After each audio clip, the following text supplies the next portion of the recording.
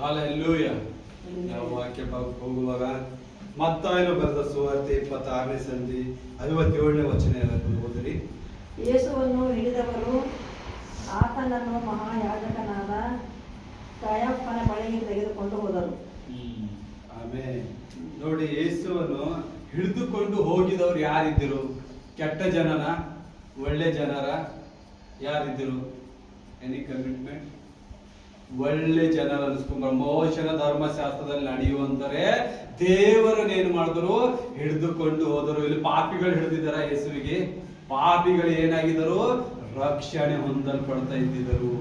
ಇವ್ರು ಏನಾಗಿದ್ರು? ಮಹಾಯಾಜಕರು, ಶಾಸ್ತ್ರಿಗಳು, ಮತ್ತೆ ಸಾಧುಕಾಯರು, ಹಿರಿಯರು, ಈ ಸಭೆದವರೆಲ್ಲ ಏನ್ ಮಾಡಿದ್ರು? ದೇವರಿಗೆ ವಿರೋಧ ಮಾಡಿದರು. ಯಾಕ? ಅವರು ತೋರಿಸಿಕೊಳ್ಳುವುದು ಸ್ಟಾರ್ಟ್ ಆಗಿತ್ತು. ಯಾಕಂದ್ರ ಮೋಶನ ಧರ್ಮಶಾಸ್ತ್ರದಲ್ಲಿ ಈ ರೀತಿಯಾಗಿ ಬರೆಯಲ್ಪಟ್ಟಿತ್ತು, ಯಾವ ರೀತಿಯಾಗಿ ನಾವು ಆರಾಧಿಸಬೇಕು ದೇವರನ್ನು. ಈ ಯೇಸು ಏನ್ ಮಾಡ್ತಾ ಇದ್ರು?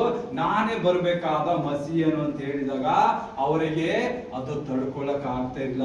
ಮತ್ತೆ ಎರಡನೇ ಪಾಯಿಂಟ್ ಆಗಿ ಅವರು ಮಾಡುತ್ತಿದ್ದ ಪ್ರತಿನಿತ್ಯ ಕಾರ್ಯಗಳಲ್ಲಿ ಅವರೇ ಒಂದು ದೊಡ್ಡ ಶ್ರೇಷ್ಠವಾದ ಮತ್ತೆ ಏನಂತಾರೆ ಶ್ರೇಷ್ಠವಾದ ಮನುಷ್ಯರಲ್ಲಿ ಅವರು ತನ್ನಂತಾನೇ ಆವರಿಸಿಕೊಂಡಿದ್ದರು.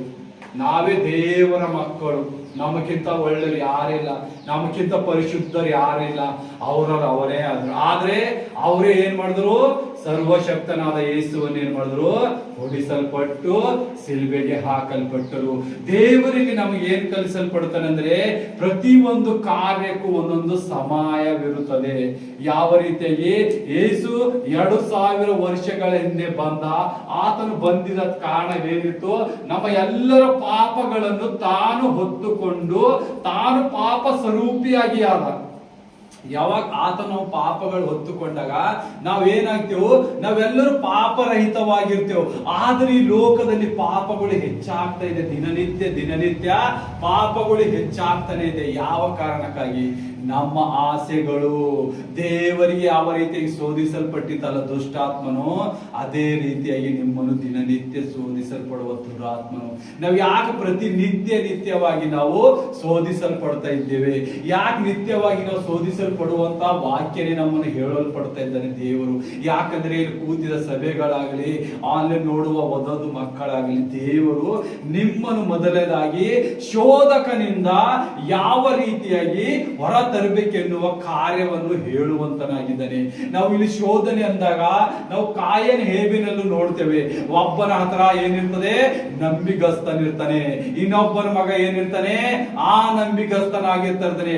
ಒಂದೇ ತಂದೆ ತಾಯಿಯಿಂದ ಹುಟ್ಟಿದವರು, ಒಂದೇ ದೇವರನ್ನು ಅವರು ಏನ್ ಮಾಡ್ತಾ ಇದ್ರು? ಪ್ರಾರ್ಥಿಸುವಂತರಿದ್ರು. ಆದರೆ ಎರಡು ಮಾರ್ಗವಾಗಿ ಕಾಣಬಂತು. ಇಲ್ಲಿ ಹೇಬೇಲನು ದೇವರಿಗೆ ಸಮರ್ಪಿಸ ಯಜ್ಞವೆಲ್ಲ ಸ್ವೀಕಾರ ಪಡಿಸಲಿತ್ತು. ಆದರೆ ಕಾಯನು ಯಾವ ರೀತಿಯಾಗಿ ಯಜ್ಞಗಳನ್ನು ಅರ್ಪಿಸುತ್ತಿದ್ದ, ಆತನಕ್ಕ ಯಜ್ಞಗಳು ದೇವರು ಮೆಚ್ಚುತ್ತಾ ಇಲ್ಲ. ಇವತ್ತು ನಾವು ಎಲ್ಲರೂ ಏನಾಗಿದೆವು?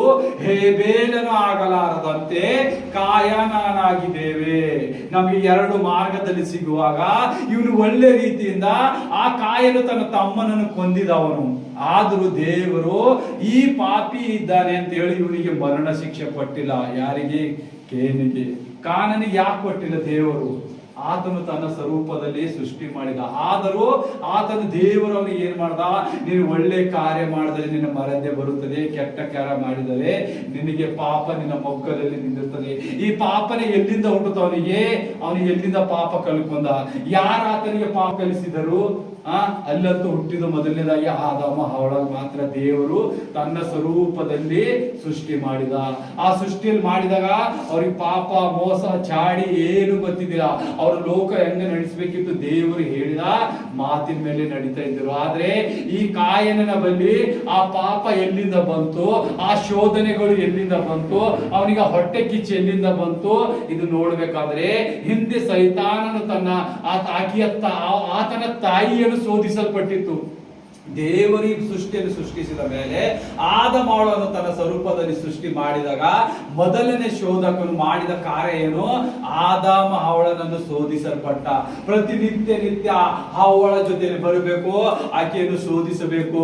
ಈ ಹಣ್ಣು ತಿನ್ನು, ನೀ ಯಾಕೆ ಹಿಂಗಿದ್ದಿದಿ, ನೀ ಹಿಂಗಿರು, ನೀ ಹಂಗಿರು. ಆಕೆಗೆ ಇಲ್ಲದಾರದೆಲ್ಲ ಏನ್ ಮಾಡ್ದ ಶೋಧಕ? ಅದಕ್ಕೆ ಅವನಿಗೆ ಆಕೆಗೆ ದಿನನಿತ್ಯ ಜ್ಞಾನ ಕೊಡ್ತಾ ಇತ್ತು. ಯಾವ ಜ್ಞಾನ? ಪಾಪದ ಜ್ಞಾನ ಕೊಡ್ತಾ ಇತ್ತು. ಅವಳು ಕೇಳಿ ಕೇಳಿ ಕೇಳಿ ಸಾಕಾಗಿ ಒಂದ್ ದಿವಸ ಏನ್ ಮಾಡ್ತಾಳ?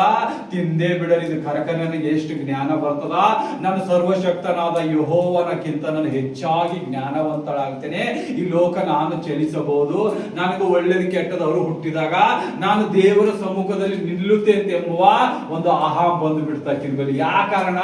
ಸೈತಾನನು ಆಕೆಗೆ ಹಂತ ಹಂತವಾಗಿ ಕರೆಯಲ್ಪಟ್ಟಾಗ, ಅದೇ ಸೈತಾನನು ಆದಾಮ ಅವಳನ್ನು ಬಿಟ್ಟಿದಾಗ, ಮೊದಲನೇ ವರ ಮಗು ಹುಟ್ಟಿದಾಗ ಆಕೆ ದೇವರಿಗೆ ಸ್ತೋತ್ರ ಮಾಡ್ತಾಳೆ, ತಂದೆ ನೀ ಕೊಟ್ಟಿದ ಮೊದಲನೇ ನನಗೆ ಬಹುಮಾನ ನಿನಗೆ ಅರ್ಪಿಸುತ್ತೆ ಅಂತ ಹೇಳ್ತಾಳ. ದೇವರಿಗೆ ಅರ್ಪಿಸುತ್ತೆ ಅಂದಿದಾಗ ಸೈತಾನನಿಗೆ ಬಂತು ಕೋಪ.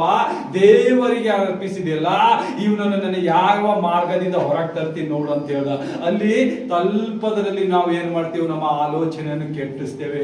ಅವಾಗ ಏನಾಯ್ತು? ಕಾಯನ್ ಹುಟ್ಟದ, ಹೇಬೇಲ್ ಹುಟ್ಟದ, ಇನ್ನು ಜನರು ಹುಟ್ಟುತ್ತಾ ಇರ್ತಾರೆ. ಆದ್ರೆ ದೇವರು ಕಾಯನ ಹೇಬಲಿಗೆ ಕೊಟ್ಟಿದ ವರ ದಿನನಿತ್ಯ ಬಂದು ಯೇಸು ಆತನ ಜೊತೆ ಮಾತಾಡ್ತಾ ಇದ್ದ. ಆದರೆ ಕಾಯನನ್ನು ದೇವರ ಸಮ್ಮುಖದಲ್ಲಿ ಅನ್ಯೋನ್ಯತೆಯಾಗಿ ಮಾತಾಡ್ತಾ ಇದ್ದಿಲ್ಲ.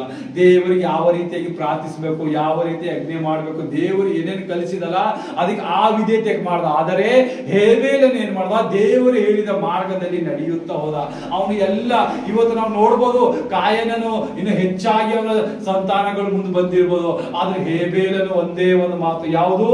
ಆತನು ನಂಬಿಗಸ್ತನಿದ್ದ, ದೇವರಿಗೆ ಆ ವಿಧೇಯನಾಗಿಲ್ಲ, ವಿಧೇಯತೆಯಲ್ಲಿ ನಡೆದಿದ್ದ. ಇದು ಒಂದೇ ಮಾತು ಸಾಕಿ. ಹಾಗಾಗಿ ಕಾಯನ್ ಅಂತೇಳಿ ಯಾರು ಹೆಸರು ಇಟ್ಕೊಂಬಲ್ಲ, ಎಲ್ಲರೂ ಹೇಬೇಲ್ ಹೇಬೇಲ್ ಹೇಬೇಲ್ ಅಂತ ಇಟ್ಕೋತಾರೆ. ಯಾಕ? ಆತನು ಒಳ್ಳೆ ನಡತೆ ಉಳ್ಳವನಾಗಿದ್ದ. ದೇವರಿಗೆ ಎಷ್ಟು ಹೇಳಿದ? ದೇವರ ಹೇಳಿದ ಮಾರ್ಗದಲ್ಲೇ ನಡೀತಾ ಇದ್ದಿದ್ದ. ಆದ್ರೂ ಕಾಯನನ್ನು ಏನ್ ಮಾಡ್ತಾನೆ? ದೇವರು ನಿನ್ನ ಇಲ್ಲಿಂದ ಹೊರಡಬೇಕು, ನೀನು ಇಲ್ಲಿ ಇರಬಾರ್ದು ಅಂದಾಗ, ನಾನು ಹೊರಗೆ ಹೋಗ್ಬೇಕಾದ್ರೆ ನನ್ನನ್ನು ಇಡಲ, ಜನರು ಕೊಲ್ಲುತ್ತಾರೆ. ಅಲ್ಲಿ ಸೃಷ್ಟಿಕರ್ತನು ಇದ್ದಿದ್ದು ಆದಾಮ ಅವರ ಮಕ್ಕಳು ಮಾತ್ರ ಇತ್ತು. ಆದ್ರೂ ಇನ್ನ ಜನರು ನನ್ನನ್ನು ಕೊಲ್ಲುತ್ತಾರೆ ಅಂತ ಹೇಳಿ ಕಾಯನನ್ನು ಹೇಳುವಂತನಾಗಿದ್ದಾನೆ. ಈ ಸಮಯದಲ್ಲಿ ಮತ್ತೆ ದೇವರು ಒಂದು ಸಮಾಯವನ್ನು ಕೊಟ್ಟಿದ್ದಾನೆ. ಮತ್ತೆ ಗಮನಿಸಿರಿ, ಸಮಾಯ ದೇವರಿಗೆ ಸಿಲಿಬೇಕು ಹಾಕುವಾಗ ಒಂದು ಸಮಾಯ ಬಂತು. ಯಾವುದು? ಯಾಜಕರು, ಪರಿಸಾಯರು, ಸಾಧುಕಾಯರೆಲ್ಲ ಏನಿತ್ತು? ನಾನು ಒಳ್ಳೆಯವರು. ಇಲ್ಲಿ ಕಾಯನನ್ನು ಏನ್ ಮಾಡ್ತಾ? ನಾನು ಒಳ್ಳೆಯವನು, ನಾ ಮಾಡಿ ತಪ್ಪು ಮಾಡಿಲ್ಲ ಅಂತ ಹೇಳ್ತಾ. ಯಾಕ? ಅವನಿಗೆ ಅವನ ಪಾಪಗಳೇ ಅರಿವು ಹುಟ್ಟಿದಿಲ್ಲ. ದೇವರಿಗೆ ಗೊತ್ತದ ಇದು ಯಾರಿಂದ ಕಾರ್ಯ ಮಾಡಿದದ? ಇದು ಸೈತಾನನಿಂದ ಇವನಿಗೆ ವಂಚಿಸಲ್ಪಟ್ಟಿತ್ತು. ಇವನ ಹೃದಯದಲ್ಲಿ ಕಲ್ಪವನ್ನು ತುಂಬಿಸಿತ್ತು. ಅವನು ಅಷ್ಟೆಲ್ಲ ಒಳ್ಳೆ ಒಳ್ಳೆ ಪದಾರ್ಥಗಳು ತರಲಾರದೆ ಕೆಳಗೆ ಬಿದ್ದಿದ್ದು, ಕೊಳತೋಗಿದ್ದು ದೇವರಿಗೆ ಸಮರ್ಪಿಸಿದೆ. ಇವತ್ತು ನಾವು ನಮ್ಮ ಜೀವನದಲ್ಲಿ ಏನ್ ಮಾಡ್ತಾ ಇದ್ದೇವೆ? ದೇವರಿಗೆ ಹೇಬೇಲಿನಂತೆ ಮೊದಲನೆಯೇ ಹುಟ್ಟಿದೆಲ್ಲವನ್ನು ನಾವು ತಂದು ಕೊಡ್ತಾ ಇಲ್ಲ. ನಾವೇನ್ ಮಾಡ್ತಾ ಇದ್ದೇವೆ? ಕೆಳಗೆ ಬಿದ್ದಿದ್ದು ಕೆಳಗಿದಂದ್ರೆ ಮನಸ್ಸಿಗೆ ಬಂದಂತೆ ಹೇಳ್ತಾ ಇದ್ದೇವೆ. ದೇವರಿಗೆ ಯಜ್ಞವೂ ಬೇಕಾಗಿಲ್ಲ, ಯಾವ ಕಾಣಿಕೆನೂ ಬೇಕಾಗಿಲ್ಲ, ನಿಮ್ಮ ಹೃದಯ ಬೇಕಿತ್ತು ದೇವರಿಗೆ. ಆದರೆ ಈಗ ಜನರೇಷನ್ ಅಲ್ಲಿ ನಮಗೆ ಕಾರು, ಬಂಗ್ಲಾ, ಮತ್ತೆ ಅವನಿಗಿಂತ ಹೆಚ್ಚಾಗಿ ಆಯುಷ್ಯ ಬೇಕು, ಅವನಿಗಿಂತ ಹೆಚ್ಚಾಗಿ ನಮ್ಗೆ ಐಶ್ವರ್ಯ ಇರಬೇಕು, ಅವನಿಗಿಂತ ಹೆಚ್ಚಾಗಿ ನಾನು ಅಷ್ಟು ಉತ್ತಮವಾಗಿ ಕಾಣಬೇಕು. ಯಾರು ಏನಾದ್ರೇನು, ನಾನು, ನನ್ನ ಹೆಂಡತಿ, ನನ್ನ ಮಕ್ಕಳು ಚಂದ ಇರಬೇಕು, ಅವ್ರ ತಂದೆ ತಾಯಿಗೆ ಆ ವಿಧಿಯರಾಗಬೇಕು. ದೇವರು ಅಂತನ ನೀವಿಬ್ಬರು ಒಂದೇ ಶರೀರ ಆಗಿರೋದ್ರ ಕಾರಣ ವಾಕ್ಯದಲ್ಲಿ ನೋಡ್ತೀವಿ ನಾವು ಮತ್ತಾಯನ ಬರದಲ್ಲಿ, ಗಂಡ ಹೆಂಡತಿ ಏನಂತ ದೇವರು, ನೀವಿಬ್ಬರು ಒಂದೇ ದೇಹವಾಗಿದೆ ಅಂದ್ರೆ ನೀವಿಬ್ಬರು ಒಂದೇ ಆಗಿದ್ದೀರಿ ಅಂತಲ್ಲ, ನೀವಿಬ್ಬರು ಒಂದಾಗಿರ್ತೀರಿ. ಆದ್ರೆ ನಿನ್ನ ಹಿಂದೆ ನಿನ್ನ ತಾಯಿ, ಅಣ್ಣ, ತಮ್ಮರನ್ನು ನೀನು ನೋಡ್ಕೊಳ್ಳಬೇಕು ಅಂತ ಅರ್ಥ. ದೇವರ ಅರ್ಥ ನೀವಿಬ್ಬರು ಒಂದೇ ಶಿರ ಆಗಿದೆ ಅಂದ್ರೆ ನೀನು ಯೋಚಿಸುವುದು ಒಂದಾಗಿ ಯೋಚಿಸಬೇಕು. ಆ ಹುಚ್ಚು ಕಲ್ಪನೆ ಇಲ್ಲ, ನೀವು ಮದುವೆ ಮಾಡ್ಕೊಂಡ್ರಿ ಏನೋ ಇಬ್ಬರು ಒಂದೇ ದೇಹ, ಆ ದೇಹ ಬಗ್ಗೆದ ಮಾತಾಡ್ತಾ ಇಲ್ಲ ದೇವರು. ನೀನು ಗಂಡನಿಗೆ ಹೇಗೆ ವಿಧಿಯನಾಗಿರ್ತಿ, ನೀವಿಬ್ಬರು ಒಂದೇ ಆಗಿರ್ಬೇಕು. ನೀನು ಒಂದು ಕಡೆ ಅಳಿತಾ ಹೋದ್ರೆ, ಇನ್ನೊಬ್ಬ ಇನ್ನೊಂದು ಕಡೆ ಅಳಿತಾ ಹೋದ್ರೆ ನಿಮ್ಮ ಜೀವನ ಏನಾಗ್ತದ? ಕೇನನ ಹಾಗೆ ನರಕದ ಬಾಧೆಯಲ್ಲಿ ಹೋಗುತ್ತದೆ. ಆದ್ರೆ ಕೇನನನು ಆ ಸಮಯದಲ್ಲಿ ದೇವರು ಪ್ರೀತಿಸಿ ಆತನ ಒಂದು ಮುದ್ರೆಯನ್ನು ಹಾಕಲ್ಪಡ್ತಾನೆ. ಆ ಮುದ್ರೆನೇ ತಂದೆಯಾದ ಯೇಸು ಕ್ರಿಸ್ತನು. ಆ ಮುದ್ರೆ ಹಾಕಿದಕ್ಕಾಗಿ ಕೇನು ಏನ್ ಮಾಡ್ದ? ಜೀವಿತದಲ್ಲಿ ಮುಂದೆ ನಡೆಯುತ್ತಾ ಹೋದ. ತನ್ನ ಮಗನನ್ನು ಕಂಡ, ಹನೋಕನನ್ನು ಕಂಡ. ಆ ಹನೋಕನು ಕಂಡಾಗ ಆ ಹನೋಕನನ್ನು ದೇವರು ಇಷ್ಟು ಪ್ರೀತಿ ಮಾಡಿದಲ್ಲ, ಆತನ ಅನ್ಯೂನ್ಯತೆ, ಆತನ ಪ್ರಾರ್ಥನೆ, ಆತನ ನಿತ್ಯ ಜೀವ, ಆತನ ನಿತ್ಯವಾಗಿ ಯೇಸುವಿನ ಜೊತೆ ನಡೆಯುವಾಗ ಆತನ ಏನ್ ಮಾಡ್ದ, ಹನೋಕನನ್ನು ಕರ್ಕೊಂಡು ಹೋದ ಪರಲೋಕ ರಾಜ್ಯಕ್ಕೆ. ಇವತ್ತು ಯಾರಾದರೂ ಅಂತೀರಾ, ಯೇಸುವೆ ನಾನು ಹನೋಕನಂತೆ ಪ್ರಾರ್ಥಿಸಬೇಕು, ಹನೋಕನಂತೆ ನಿನ್ ಜೊತೆ ನಾನು ಪರಲೋಕ ಸೇರ್ಬೇಕಂತ ಯಾರು ಅಂತೀರಾ? ಇಲ್ಲ. ಯೇಸುವೆ ಇವತ್ತು ನನಗೆ ಏನ್ ಬಂಗಾರ ಕೊಡ್ತಿ, ಇವತ್ತು ಬೆಳ್ಳಿ ಎಷ್ಟು ಕೊಡ್ತಿ, ಇವತ್ತು ನನಗೆ ಯಾ ಗಾಡಿ ಕೊಡ್ತಿ, ನಾ ಯಾರಿಗೆ ಹಿಂಸೆ ಪಡಿಸ್ಲಿ, ಯಾರಿಗೆ ದ್ರೋಹ ಮಾಡಿ, ಯಾರಿಗ ದುಡ್ಡು ತಗಿಲಿ, ಒಣ ಇದೇ ಆಗ್ಯದ ಜನ್ಮ ಎಲ್ಲರದು. ಯಾರಿಗೂ ಹೇಳ್ತಾ ಇದ್ದಿಲ್ಲ. ನೋಡು ಎಷ್ಟು ಆತನ ತಂದೆ ಪಾಪ ಮಾಡಿದ್ರು, ಮಗ ಏನ್ ಮಾಡ್ದ, ಅವನು ಪವಿತ್ರಾತ್ಮಲಿದ. ತಂದೆ ಎಲ್ಲ ಕರ್ಜಸ್ ಅನ್ನು ಮುರ್ದ. ಹೆಂಗ್ ಮುರ್ದ? ಆತನು ಪ್ರಾರ್ಥನೆಯಿಂದ. ಆತನ ಮುಖ ಏನಾಗಿತ್ತು? ಪ್ರಕಾಶ ರೂಪವಾಗಿತ್ತು. ಅದಕ್ಕಾಗಿ ಆತನ ರೂಪ ಪ್ರಕಾಶವಾಗಿತ್ತು. ಹನೋಕನ ಮುಖ ಪ್ರಕಾಶವಾಗಿ ಸೂರ್ಯನಂತೆ ಮಿಂಚುತ್ತಾ ಇರ್ತಿತ್ತ. ಆತನ ಜೊತೆ ಯಾರು ನಿಲ್ಲಕ್ಕಾಗ್ತಿಲ್ಲ. ಯಾಕ? ಪರಿಶುದ್ಧತೆ, ಯೇಸುವಿನ ವಾಸ, ಯೇಸು ಅವನ ಜೊತೆಗಾರನಾಗಿರ್ತಿದ್ದ. ಆ ಪವಿತ್ರಾತ್ಮ ಅವನಲ್ಲಿ ಬಂದಿತ್ತು.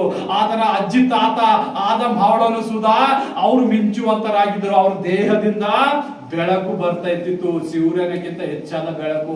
ಅಂತ ಬೆಳಕಿಗೆ ಹೋಗಿ ನಾವೆಲ್ಲ ಏನಾಗಿದ್ದೇವೆ? ಇವಾಗ ಕತ್ತಲಾಗಿದ್ದೇವೆ.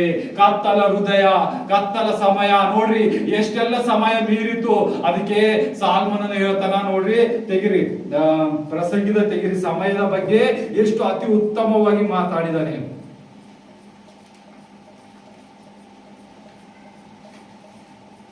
ಪ್ರಸಂಗಿ 3ನೇ ಸಂಧಿ ಓದ್ರಿ. ನೀವು ಸಮಯಕ್ಕೆ ಎಷ್ಟು ವಿಧೇಯತರಾಯ್ತೀರಿ, ಸಮಯಕ್ಕೆ ಏನು ಬರುತ್ತದೆ. ದೇವರು ಸ್ಪಷ್ಟವಾಗಿ ತನ್ನ ಎಲ್ಲ ಕಾರ್ಯಗಳು ಹಳೆ ಒಡಂಬಡಿಕೆಯಲ್ಲಿ ಬರೆದಲ್ಪಟ್ಟಿದ್ದಾನೆ. ನೋಡಿರಿ ಎಷ್ಟು ಅದ್ಭುತವಾಗಿ ಬರೆದಿದ್ದಾನೆ. ಸಮಯದ ಕುರಿತು ಯಾವ ಸಮಯ ನೀವು ಯೋಚಿಸ್ತಾ ಇದ್ದೀರಿ, ಆ ಸಮಯವು ಯಾವ ರೀತಿಯಾಗಿ ಕಳೆದು ಹೋಗುತ್ತದೆ.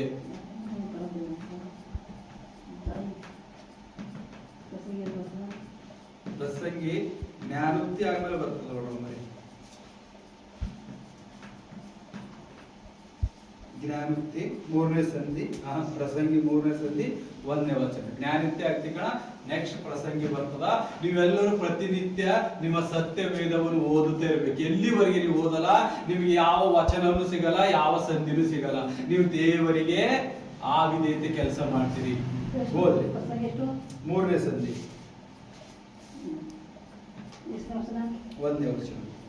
ಪ್ರತಿಯೊಂದು ಕಾರ್ಯಕ್ಕೂ ಕಾಲವು ಪ್ರತಿಯೊಂದು ಕಾರ್ಯಕ್ಕೂ ಕಾಲವು ಕೃಪ್ತವಾಗಿದೆ. ಈ ಕೃಪ್ತವಾಗಿದೆ ಅಂದ್ರೆ ಏನು? ಹಿಂದಾಗಿದೆ ಅಲ್ಲ, ನೀವು ಏನ್ ಕಡ್ಲತ್ತೀರ ನೋಡ್ರಿ, ಅದೆಲ್ಲ ಹಿಂದಾಗ್ಯದ ಅಂತ ಹೇಳ್ತಾನೆ ದೇವ್ರು. ಕೃಪ್ತ ಕಾಲ ಅಂದ್ರೆ ಹಳೆ ಜಮನ. ಅಂದ್ರೆ ದೇವರು ಈ ಸೃಷ್ಟಿ ತಯಾರು ಮಾಡ್ಲಿಕ್ಕಿಂತ ಮೊದಲೇ ಎಲ್ಲ ನೋಡಿದಂತವಾಗಿದ್ದಾನೆ. ಆತನಿಗೆ ಏನು ಅಸಾಧ್ಯವಾಗಿದ್ದಿಲ್ಲ. ಆತನು ಸರ್ವಶಕ್ತನ. ಅದಕ್ಕೆ ಕ್ಲುಪ್ತ ಕಾಲ ಅಂದ್ರೆ ಹಿಂದಿನ ಕಾಲ. ಅಂದ್ರೆ ನೀಗ ಅನುಭವಿಸೋದಕ್ಕಿಂತ ಇದೆಲ್ಲ ಅನುಭವಿಸಿದ್ದಾರೆ ಹಿಂದೆ. ಈ ಸಮಯ ಎಲ್ಲ ಜರುಗಿ ಮುಂದೆ ಬಂದಿದೆ. ನೀವು ಈಗ ಏನ್ ಕಾರ್ಯ ಮಾಡ್ತಿದ್ದೀರಲ್ಲ, ಅದು ನನಗೆ ಏನು ಅನಿಸೋದಿಲ್ಲ. ಅದಕ್ಕೆ ನೀವೇನಿದ್ದೀರಿ, ನೀವು ಖಾಲಿ ಉಸಿರಾಡುವ ಒಂದು ಪ್ರಾಣಿಯಾಗಿದ್ದೀರಿ ಅಂತ. ಯಾವಾಗ ನೀವು ದೇವರ ಸಮ್ಮುಖದಲ್ಲಿ ಇರಲ್ಲ, ನಿಮಗೆ ಸಮಯದ ಅರಿವೇ ಇಲ್ಲ ಅಂದ್ರ ನೀವು ದೇವರ ಮುಂದೆ ಒಂದು ಪ್ರಾಣಿಗಳಾಗುತ್ತೀರಿ. ಆ ಕ್ಲುಪ್ತ ಕಾಲ ಅಂದ್ರೆ ದೇವರು ಇದಕ್ಕಿಂತ ಮೊದಲು ಎಲ್ಲ ನಿರ್ಮಿಸಿದಾನೆ ಅಂತ ಹೇಳಿ ತೋರಿಸ್ತಾ ಇದ್ದಾನೆ. ಆತನಿಗೆ ಯಾವ ಪಾಸ್ಟ್ ಇಲ್ಲ, ಯಾವ ಫ್ಯೂಚರ್ ಇಲ್ಲ. ಆತನು ನಿತ್ಯವಾಗಿ ಪ್ರೆಸೆಂಟ್ ಅಲ್ಲೇ ನಡೆಯುವಂತ ದೇವರಾಗಿದ್ದಾನೆ. ಹೋದ್ರಿ ಯಾವ ಕಾಲಗಳವ ನಿಮ್ಗೆ ಗೊತ್ತಾಗ್ತವೆ. ಈಗ ಆಕಾಶದ ಕೆಳಗೆ ನಡೆಯುವ ಒಂದೊಂದು ಕೆಲಸಕ್ಕೂ ತಕ್ಕ ಸಮಯ ಉಂಟು. ಹುಟ್ಟುವ ಸಮಯ, ಸಾಯುವ ಸಮಯ, ನೆಡುವ ಸಮಯ, ನೆಟ್ಟದನ್ನು ಕಿತ್ತು ಹಾಕುವುದು ಸಮಯ ಅದ. ನೆಟ್ಟತಿರಿ ಯಾವುದು? ಅದು ಕಿತ್ತು ಹಾಕುವ ಸಮಯ. ಕೊಲ್ಲುವ ಸಮಯ, ಸ್ವಚ್ಛತೆ ಮಾಡುವ ಸಮಯ, ಕೆಡವಿ ಬಿಡುವ ಸಮಯ, ಕಟ್ಟುವ ಸಮಯ, ಆಳುವ ಸಮಯ, ನಗುವ ಸಮಯ, ಗೋಳಾಡುವ ಸಮಯ, ಉಳಿದಾಡುವ ಸಮಯ, ಕಲ್ಲುಗಳನ್ನು ಚೆಲ್ಲುವ ಸಮಯ, ಕಲ್ಲುಗಳು ಚೆಲ್ಲುವ ಸಮಯ, ಕಲ್ಲುಗಳನ್ನು ಕೂಡಿಸುವ ಸಮಯ, ಕಲ್ಲುಗಳು ಕೂಡಿಸುವ ಸಮಯ, ಅಪ್ಪುವ ಸಮಯ, ಗಳಿಸುವ ಸಮಯ, ಕಳೆಯುವ ಸಮಯ, ಕಾಪಾಡುವ ಸಮಯ, ಬೀಸಾಡುವ ಸಮಯ, ಹರಿಯುವ ಸಮಯ, ಹೌದು, ಸುಮ್ಮನಿರುವ ಸಮಯ, ಮಾತಾಡುವ ಸಮಯ, ಪ್ರೀತಿಸುವ ಸಮಯ, ಹೌದು, ದೇಶ ಮಾಡುವ ಸಮಯ, ಹೌದು, ಯುದ್ಧದ ಸಮಯ, ಸಮಾಧಾನ ಸಮಯ, ಹೌದು. ಅಂತೂ ಒಂದೊಂದು ಕೆಲಸಕ್ಕೂ ತಕ್ಕಂತ ಸಮಯ ಉಂಟು. ದೇವರು ಎಲ್ಲ ಸಮಯಕ್ಕೆ ಹೆಂಗ್ ಕಾರಣ ಕೊಟ್ಟನ ಎಷ್ಟದ. ಅದಕ್ಕೆ ದೇವರು ಏನಂತಾರೆ ಕುಲುಪ್ತ ಕಾಲ. ಇದೆಲ್ಲ ಹಿಂದೆ ನಾ ಆಲ್ರೆಡಿ ಮಾಡಿಟ್ಟಿದ್ದೀನಿ, ನೀವೇನ್ ಮಾಡಿದ್ರಿಲ್ಲ. ಅದಕ್ಕೆ ಸಮಯಕ್ಕೆ ವ್ಯಾಲ್ಯೂ ಕೊಡು. ದೇವರು ಏನ್ ಹೇಳ್ತಾನ, ನಿನ್ನನ್ನು ಈ ಭೂಮಿ ಮೇಲೆ ಕಳಿಸಿದ ಕಾರ್ಯ ಏನು? ನನ್ನನ್ನು ಆರಾಧಿಸುವುದಕ್ಕೆ, ನನ್ನನ್ನು ಕೀರ್ತಿಸುವುದಕ್ಕೆ, ನನಗೆ ಮಹಿಮೆ ಪಡಿಸುವುದಕ್ಕಾಗಿ ನಿಮಗೆ ಕಳಿಸಿದ್ದೀನಿ. ಇಲ್ಲಿ ನೀವೇನ್ ಮಾಡ್ಬೇಕು, 120 ವರ್ಷ ನಿಮ್ಮ ಜೀವನ, ನಿನ್ನ ಹೆಂಡತಿ ಮಕ್ಕಳು ಎಲ್ಲರೂ ನೋಡಿ ಉಲ್ಲಾಸದಿಂದ ನನ್ನ ಹೆಸರು ಮಹಿಮೆ ಪಡಿಸುವುದಕ್ಕಾಗಿ ನಿಮಗೆ ಕಳಿಸಿದ್ದೀನಿ ಅಂತ ಹೇಳ್ತಾನೆ ದೇವರು. ಆದರೆ ಇಲ್ಲಿನ ಜನರು ಏನ್ ಮಾಡಿದ್ರು, ಕೆಟ್ಟು ಹೋಗಿ ತನ್ನದೇ ಆದ ದುರಾಲೋಚನೆಯಲ್ಲಿ ಬಿದ್ದು ಮಾಟ ಮಂತ್ರ ಎಲ್ಲ ಮಾಡ್ಕೋತಾ ಇಂಥದೇ ಆದ ಕೆಟ್ಟ ಕೆಟ್ಟ ಕೆಲಸಗಳಲ್ಲಿ, ಯಾವಾಗ ಆ 200 ದೇವದೂತರ ದೇವರ ಮಕ್ಕಳನ್ನು ದೇವರು ಕರೆದಿದಾಗ ಅವರು ಭೂಲೋಕದಲ್ಲಿ ಬಂದು ಆ ಆದಾಮನ ಮಕ್ಕಳ ಜೊತೆ ವ್ಯವಹಾರ ಮಾಡಿ ಅವರು ಬೇಕಾದಂತ ಫಾಲ್ತು ಕೆಲಸಗಳು ಮಾಡಿದರು. ಆ ನಂತರವೇ ದೇವರು ಅವರನ್ನು ತಳ್ಳಿಬಿಟ್ಟು ಉಗಿಯುವ ಕಂದಕದಲ್ಲಿ ಅವರನ್ನು ಬೇಡಿ ಹಾಕಿಕ್ಕಿದ್ದಾನೆ. ಅದು ಲಾಖೋ ವರ್ಷಗಳು ಅವರ ಹಂಗೆ ಬೆಂಕಿಲಿ. ಆದರೆ ಅವರು ಬಂದಿದ ಕಾರ್ಯದಲ್ಲಿ ಏನ್ ಮಾಡಿದ್ರು, ವ್ಯಭಿಚಾರವನ್ನು ಸಾರಿಸಿದರು, ಮಾಟ ಮಂತ್ರ ಕಲಿಸಿದರು, ಕತ್ತಿ ಕಲಿಸಿದರು, ರಕ್ತ ಯಾವ ರೀತಿಯಾಗಿ ಸುರಿಬೇಕನ್ನುವುದು ಕಲಿಸಿದರು. ಇದೆಲ್ಲ ಆ ದುರಾತ್ಮನ ಕಾರ್ಯದಿಂದ ಆಗಿತ್ತು. ಆದರೆ ದೇವರು ಅಲ್ಲಿಗೆ ನಿಲ್ಲಿಸಿದಿಲ್ಲ. ನೀನು ಮಾಟ ಮಂತ್ರ ಮಾಡ್ತಿ, ನೀ ವಿಚ್ ಕ್ರಾಫ್ಟ್ ಕಾರ್ಯ ಮಾಡ್ತಿ, ಅದಕ್ಕೆ ಮುರಿಯುವುದಕ್ಕೆ ತನ್ನ ಮಗನನ್ನೇ ಕಳಿಸಿದ ಆತನು. ಇವತ್ತು ನಾವೇನ್ ಮಾಡ್ತಾ ಇದ್ದೇವೆ, ಯಾರೋ ಮಾಟ ಮಂತ್ರ ಮಾಡತ್ತಾರ, ಯಾರೋ ವಿಚ್ ಕ್ರಾಫ್ಟ್ ಕಾರ್ಯಗಳು ಮಾಡತ್ತಾರ ನಿಮ್ಮೆಲ್ಲ, ಅದು ನೀವೇನ್ ಮಾಡ್ತೀರಿ, ಭಯ ಪಟ್ಟಿ ಎಲ್ಲೋ ಹೋಗ್ಬಿಡ್ತೀರಿ. ಅದು ನಿಮ್ಗೇನ್ ಬಿಡುವಂತದವನ ಬಿಡಲಿಕ್ಕೆ ಚಾನ್ಸ್ ಇಲ್ಲ. ಅದಕ್ಕೆ ಬಿಡುಗಡೆ ಏನಿದೆ, ಯೇಸುವಿನ ಹೆಸರು ಮಾತ್ರ. ಯೇಸುವಿನಲ್ಲಿ ಪ್ರಾರ್ಥನೆ, ಉಪವಾಸ ಪ್ರಾರ್ಥನೆ, ದೇವರಿಗೆ ನಿಮ್ಮ ಸಮರ್ಪಣೆ. ನಾನು ಏನೇ ಆದರೂ ದೇವರ ಮಗನಾಗಿ ದೇವರಲ್ಲಿ ಬೆಳಿಬೇಕು ಎನ್ನುವುದು. ಯೇಸು ಕ್ರಿಸ್ತ ನಿಮ್ಮನ್ನು ಬಿಡಿಸುವಂತನಾಗಿದ್ದಾನೆ. ಹಾಗಾಗಿ ನೀವೆಲ್ಲೇ ತರ ಹೋಗ್ರಿ, ನೀವೆಲ್ಲೇ ಕಾರ್ಯ ಮಾಡ್ರಿ, ಯೇಸುವಿನ ನಿಮ್ಮ ಮುಖ ಸಮುದ್ರ ಇಲ್ಲಿವರೆಗೆ ನಿಮಗೆ ಅಂತ್ಯಕಾಲವಿಲ್ಲ. ಹಾಗಾಗಿ ನೋಡ್ರಿ, ಎಲ್ಲ ಒಂದು ಸಮಯದಲ್ಲಿದೆ. ದೇವರಿಗೆ ಸಿಲುಬೆ ಹಾಕಿದ ಸಮಯವಿದೆ. ಯಾಕೆ ದೇವರು ಇಷ್ಟು ಅತ್ಯುತ್ತಮವಾಗಿ ಸಮಯದ ಬಗ್ಗೆ ಬರೆದಿದ್ದಾನೆ? ಯಾಕಂದ್ರೆ ಇವತ್ತು ನಾವು ನೀವು ಸಮಯದಲ್ಲಿ ನಡೆಯುವಂತರಾಗಿದ್ದಾರೆ. ನಮ್ಮ ಸಮಯವು ಮುಗಿತಂದ್ರೆ ನಾವು ಪರಲೋಕ ಸೇರ್ತೇವಾ, ನರಕಕ್ಕೆ ಸೇರ್ತೇವಾ, ನಮ್ಮ ಪ್ರಾಣ ಎಲ್ಲಿ ಹೋಗುತ್ತದೆ, ನಾವು ಎಲ್ಲಿ ಕಾಯುತ್ತಾನೆ, ನಾವು ಏನು ಮಾಡ್ತೇವೆ ಮುಂದೆ ಎಂಬುದು ನಿಮಗೆ ಗೊತ್ತಾಗಲ್ಲ. ಯಾವಾಗ ನೀವು ಯೇಸುವನ್ನು ಅಂಗೀಕರಿಸಿ ಆತನ ಜೀವ ಜಲದ ನೀರಲ್ಲಿ ನೀವು ಪಾಲಾಗಿ ಆತನ ಜೀವ ವೃಕ್ಷದ ಗಿಡದ ಫಲ ತಿಂದಾಗ, ನೀವು ದೇವರ ಪವಿತ್ರಾತ್ಮ ಭರಿತರಾಗಿದ್ದಾಗ ನಿಮಗೆ ಪರಲೋಕ ರಾಜ್ಯದಲ್ಲಿ ನಿಮಗೆ ಸ್ಥಳ ಕೊಡುವಲ್ಪಡುತ್ತದೆ. ನೀವು ಕೇನನಿಗೆ ನಾಶನದಲ್ಲಿ ಬಿದ್ದು ಪಾಪದ ಮಾರ್ಗದಲ್ಲಿ ನಡೆದಾಗ ನಿಮಗೆ ನರಕದ ಬಾಧೆ ಗೊತ್ತಿದೆ. ದೇವರು ಸಾಮ್ಯ ರೂಪವಾಗಿ ಹೇಳಿದ್ದು ನೀವು ನೋಡಿರ್ಬೇಕು. ಭಿಕ್ಷಕ ಲಾಜರ ಮತ್ತು ಆ ಶ್ರೀಮಂತನ ಒಂದು ಸಾಮ್ಯವನ್ನು ನೋಡ್ತೇವೆ. ಅದೇನ್ ಮಾಡ್ತಾರೆ, ದೇವರು ಆತನನ್ನು ನರಕದಲ್ಲಿ ಹಾಕುತ್ತಾನೆ. ಆದರೆ ಆ ಭಿಕ್ಷಕ ಏನ್ ಮಾಡ್ತಾನೆ, ಆತನ ಭಿಕ್ಷೆ ಬೇಡುವಂತದ, ಅವನ ಬಳಿ ಯಾವ ಕಪಟ ಇಲ್ಲ, ದ್ರೋಹ ಇಲ್ಲ, ಇನ್ನೊಬ್ಬರಿಗೆ ಬೈಯುವಂತದಿಲ್ಲ. ಆತನ ಏನ್ ಮಾಡ್ದ, ನನಗೆ ಬಂದಿದ್ದು ನನ್ನಿಂದ ಅಂತ ಹೇಳಿ ಆತನ ಯಾರ ಮೇಲೆ ಗುಣಗಿಟ್ಟಿಲ್ಲ, ದೇವರ ಮೇಲೇನು ಗುಣಗುಟ್ಟಿಲ್ಲ. ಆದ್ರೆ ಈ ಐಶ್ವರ್ಯನಂತದ, ಆ ಐಶ್ವರ್ಯ ಆಮೇಲೆ ಧನ ಇತ್ತು, ನೌಕರ್ ಚಾಕರ್, ಬೆಳ್ಳಿ ಬಂಗಾರ ಉಡುಪು ಎಲ್ಲ ಇತ್ತು ಶ್ರೇಷ್ಠವಾದ. ಆದ್ರೆ ದೇವರಿಗೆ ಮರ್ಯಾದೆ ಇದ್ದಿಲ್ಲ, ದೇವರ ಭಯ ಅವನ ಬಳಿ ಇದ್ದಿಲ್ಲ, ದೇವರ ಅನ್ಯೂನ್ಯತೆ ಇದ್ದಿಲ್ಲ, ದೇವರ ಪ್ರಸನ್ನತೆ ಇಲ್ಲ. ಅಲ್ಲಿ ಲಾಖೋ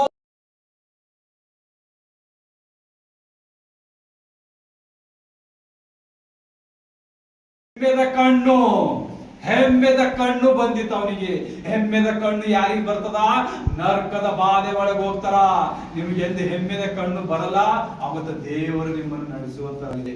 ಈ ಒಂದೊಂದು ಸತ್ಯವಾಕ್ಯ ಬರೆಯುವಾಗ ನಾವಲ್ಲೇ ಮತ್ತೆ ಮುಂದೆ ಪ್ರಸಂಗಿ ನೋಡಿ, ಪ್ರಸಂಗಿ 10ನೇ ಸಂಧಿ 1ನೇ ವಚನ 15ನೇ ವಚನ ನೋಡಿದಾಗ ದೇವರು ಯಾವ ಸಮ್ಮುಖದಲ್ಲಿದ್ದಾನೆ, ನಾವು ದೇವರನ್ನು ಯಾವ ರೀತಿಯಾಗಿ ಪ್ರೀತಿಸಬೇಕೆಂಬುದು ಪ್ರಸಂಗಿ ಮುಂದೆ ಬರ್ತದೆ ನೋಡ್ರಿ. ತೆಗಿರಿ 15ನೇ ಸಂಧಿ ಓದು, 1ನೇ ಸಂಧಿ 15ನೇ ವಚನ.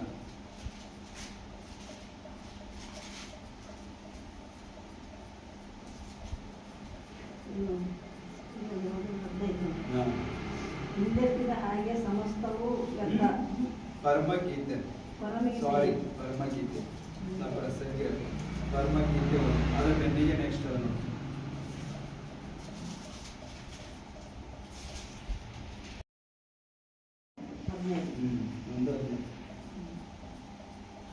ಆಹಾ ನನ್ನ ಪ್ರಿಯಳೇ, ನೀನು ಎಷ್ಟು ಚೆಲುವೆ.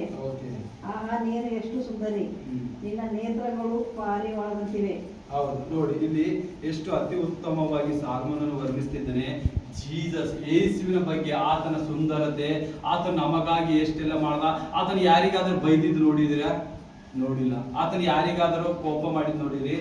ನೋಡಿಲ್ಲ. ಆತನ ಯಾರಿಗಾದ್ರೂ ದೋಷ ಮಾಡಿದ್ ನೋಡ್ರಿ? ಅದಕ್ಕೆ ದೇವರು ಎಷ್ಟಂತಾನ, ಆಹಾ ನನ್ನ ಪ್ರಿಯಳೆ, ಅಂದ್ರೆ ಯೇಸುವಿಗೆ ಪ್ರಿಯಳೆ ಅಂತೇಳಿ ಒಂದು ಮುದ್ದಾಗಿ ದೇವರನ್ನು ಕರೆಯುವಂತರಾಗಿದ್ದಾರೆ. ಮತ್ತೆ ಎರಡನೇದೇನದ, ನೀನು ಎಷ್ಟು ಚೆಲುವೆ, ಅಂದ್ರೆ ದೇವರ ರೂಪ, ಆತನ ಪರಿಶುದ್ಧ ರೂಪ, ಆತನ ಆತ್ಮದಲ್ಲಿ ಎಷ್ಟು ಚೆಲುವೆ ರೂಪವಾಗಿ ಇದ್ದನು. ಆತನಿಗೆ ದೋಷವಿಲ್ಲ, ಆತನಲ್ಲಿ ಒಂದು ದೋಷವಾದರೂ ಯಾರಿಂದ ಹುಡುಕ್ಲಕ್ಕಾಗಿಲ್ಲ. ನಾವು ಸ್ಟಾರ್ಟಿಂಗ್ ಅಲ್ಲಿ ವಾಕ್ಯ ಓದಿದೀವಿ, ಯಾಜಕರು ಆತನ ಹಿಡಿದು ಸಿಲುಬೆಗೆ ಹಾಕಿದ್ರು. ಅವ್ರು ಏನಿದ್ದರು?